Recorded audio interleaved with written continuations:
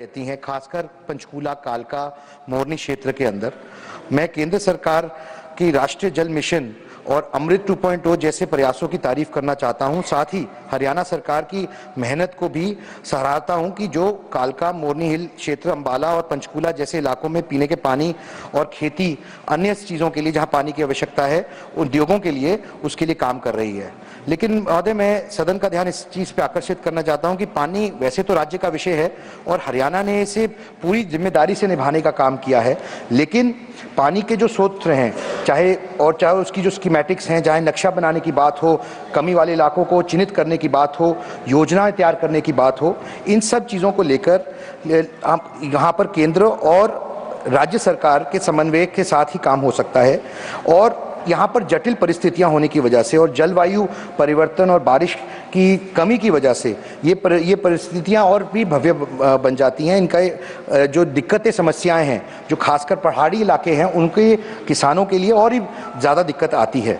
और मैं आपके माध्यम से केंद्र सरकार से संबंधित विभिन्न मंत्रालयों से और हरियाणा सरकार के अधिक सहयोग की मैं ऐसी उम्मीद रखता हूं, ताकि जो क्षेत्र रह गए हैं वंचित, उससे उन तक भी वो पानी पहुंच सके, चाहे वो किसानों के लिए हो, चाहे घरों के लिए हो। केंद्र सरकार की विभिन्न योजनाओं को राज्य सरकार की पहल के साथ मिला देने से हमारे जो फंड्स हैं उनको डफटेल किया जा सकता है, ताकि जिस मंशा से केंद्र सरकार और राज्य सरकार काम कर रही है और कहीं अगर उसमें कमी रह रही है तो उसको पूरा किया जा सके। मेरे कुछ सुझाव हैं। पहले, अमृत भारत और राष्ट्रीय जल मिशन के तहत कालका, अंबाला और पंचकूला जैसे पानी की कमी वाले इलाकों में बारिश की पानी को इकट्ठा करने के लिए और नल से पानी पहुंचाने में प्रोजेक्ट्स को गति दिए जाए। दूसरा, वाटर टेस्टिंग लेबोरेटरीज के लिए तकनीकी सहायता अमृत 2.0 के तहत उपलब्ध कराई जाए, ताकि पानी की गुणवत्ता आसानी से जांची जा सके।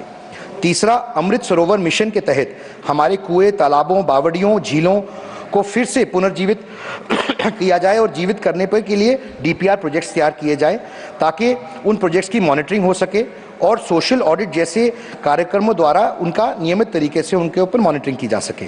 चौथा, केंद्रीय भूजल बोर्ड के जरिए भूजल संसाधनों का नक्शा, mapping of ground water resources बनाना और वाटर एक्यूफायर्स को रिजुविनेट करने में सहयोग होगा।